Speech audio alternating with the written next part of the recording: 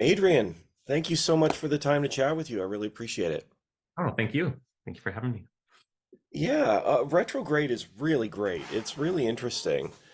What was it that excited you about this story, to tell this story? Um, on a selfish level, I was excited to work with my friends again and make, you know, make a movie with my friends. That's uh one of the best things I think you can do. But then writing it and I was more interested in everything going on in the thematic level. I got really into this idea of exploring how fragile the idea and our perceptions of truth are, and who controls it, and what happens when you feel you don't control it. You know, and funneling it through this comically small conflict. Yeah, it is definitely something that is so small but escalates, or at least in Molly's mind. I know the actress is Molly, but I think the character's name is Molly as well. Yes, both are new. I was wondering before we get to that stuff, because I really want to talk about that stuff. I'm just wondering about how you decided to shoot the film. Like, was there a lot of improv? Because it felt like it was a very natural flow to the scenes. There was some improv, though it did start from a full script, a full 90-ish page script. But because this was a style that we had sort of developed on my previous film, which was entirely improvised, where you just do, one camera setup and you have the outline, but you improv it until you get it somewhere that people might want to watch it. Whereas this one was from a full script, but because we still were shooting it the same way, and doing like 20-ish takes, there was a lot of opportunity to change things that weren't working or just alter things because we wanted to explore different avenues. So while it started from a script, I don't think any scene was untouched by improv at some point. The very final line of the film was actually a bit that the um, the actress who plays Gabrielle, Sophia Banzaf, came up with, because I had it, in the script I said something about she just goes on and on about astrology and the credits roll, and she was like, "Well, I can't actually go on that much," so she did that perfect little summary of astrology there, where it's a snapshot of the universe and your place in it, and that was a perfect little button on the film. So I always find improv very rewarding. I like being surprised on the day. I just find it more fun than sticking to the script verbatim.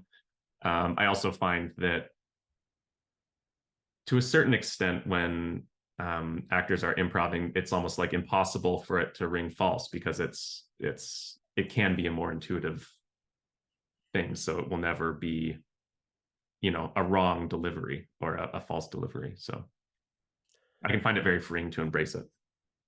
I could sense that because everybody feels present, Hmm. and sometimes when it's just written off the page, you don't get that in the same way because the responses don't feel as natural, and that certainly is the case with this film. Um, Yeah, yeah, yeah. I uh, think I like it when, yeah, everyone's just reacting to each other and being very present. We had a lot of that in that climactic party scene.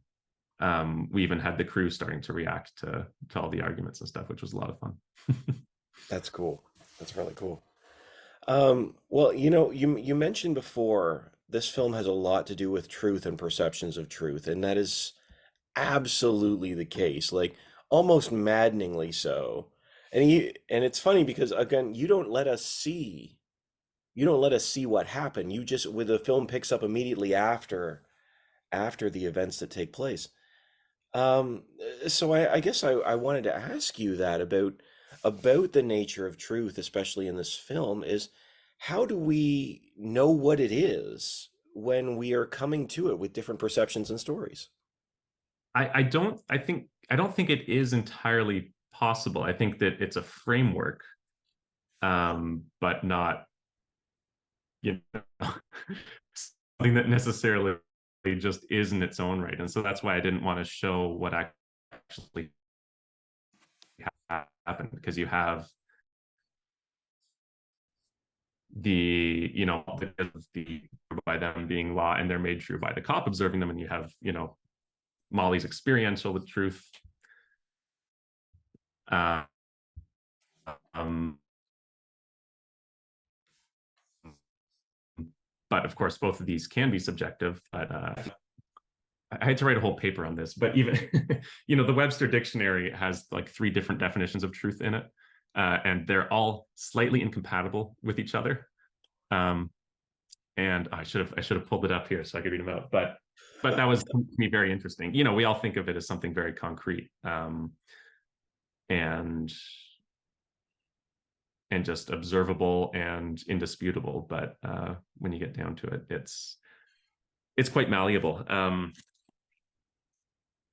And so I liked that Molly was basically struggling with what she, Molly and I had discussed that basically from her character's perspective, she is telling the truth. Yeah. And we give clues during the film that this may or may not be the case. But then, she finds a way at the end of the film to assert her truth in the same way she feels others have been asserting their versions of truth on her. And so she sort of gets to keep the truth, but she kind of lost faith in her idea of what truth is to begin with.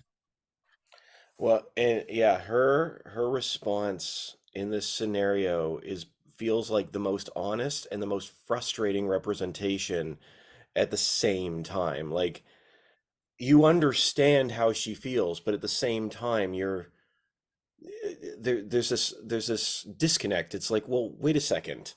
Um, and well, you know what? One of the things I wanted to ask you too, because one of the comments that comes up is on sensitivity. And I'm wondering if, do you feel like as a culture, maybe we've gotten too sensitive to drawing hard lines? I don't know. I think we've become aware of where lines have been drawn on us Hmm. or around us where we didn't previously see them. We've been given the kind of language to see and understand where certain borders have been drawn and who's drawing them. So I don't. It's an interesting question. I don't know if I would say we've become too sensitive to it. I think that there will be. It's always destabilizing to explore when the world we live in might not be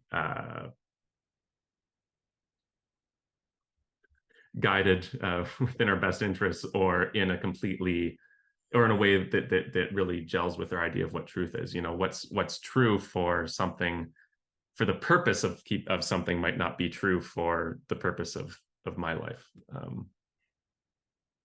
I don't know this that I know that's not really a very articulate answer, but I don't think there is one. I'm not going to be able to. No, I totally understand, because, and the truth is in this, and the truth is, Yeah. aha, this is a very small situation.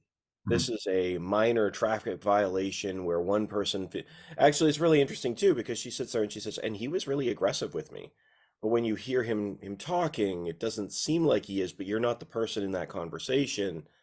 So there's that perception as well. But this is a very, I'm using air quotes here, but a minor example in so many ways. But we see it continue to escalate um, when she locks in, and she locks in so hard to this story.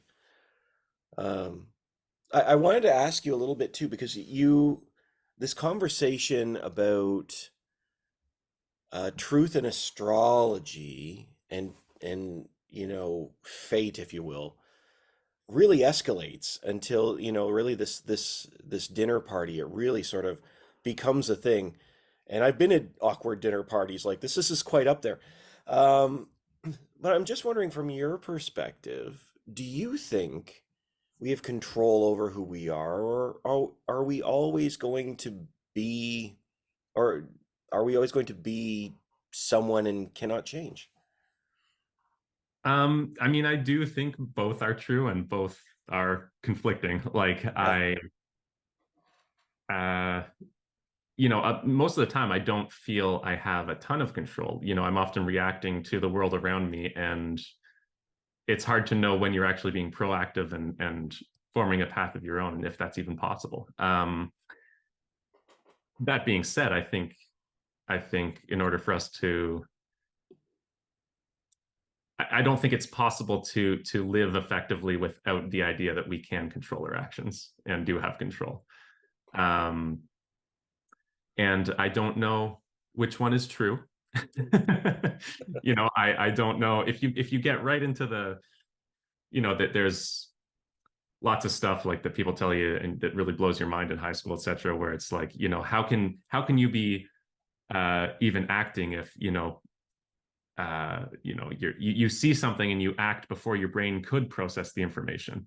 Yeah. So are we just entirely living our lives like that? How can we be proactive if you know on like this molecular level, or we actually can't be on this biological level? We're just reacting to things. So I don't know. I just think it's more interesting, the fact that there isn't a clear a clear answer.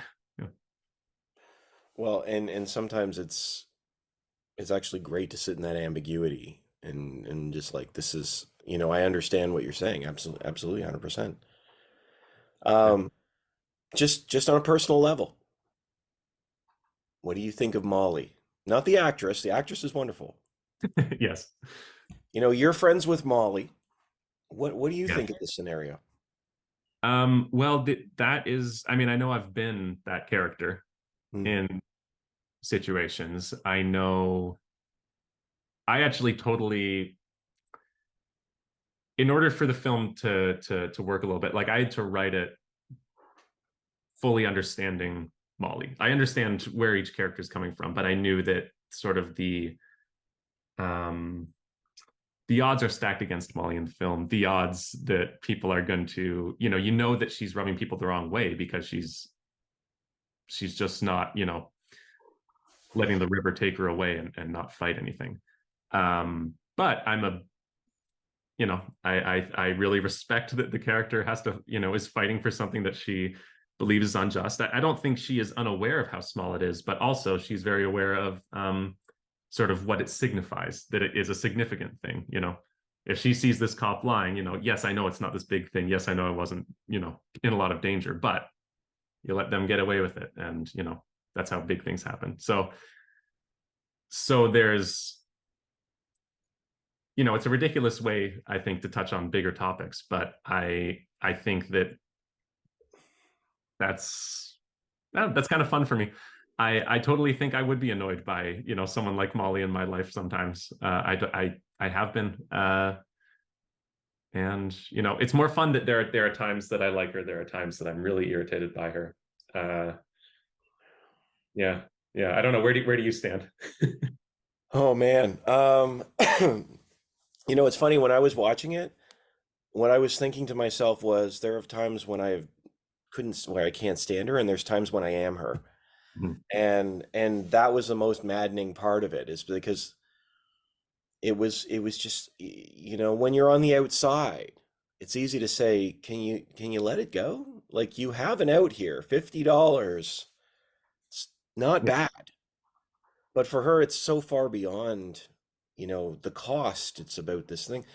So, I mean, it is easy to judge a character when you're on the outside of that world. Mhm. And so for myself, I'm sitting there watching it and I thought, man, I both love her and despise her at the same time. Because I think there's a little bit of Molly in all of us. Yeah.